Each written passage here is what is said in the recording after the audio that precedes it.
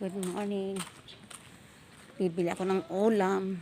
Ang layo-layo naman tong nagtitinda. Ang ganda ng bahay.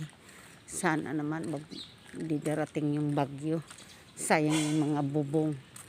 Oh, ang ganda pa naman ang mga bahay nila. Diyos ko. Ano pa kaya yung pinirahan ko? Baka mamaya isang hampas lang ng hangin, wala na.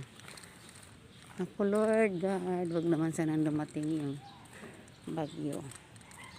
Ayan o. Jesus ko. Ay, ang layo naman ng bilihan ng ulam dito. Ang ganda ng bahay nila. Pag binagyo yan, oh my God.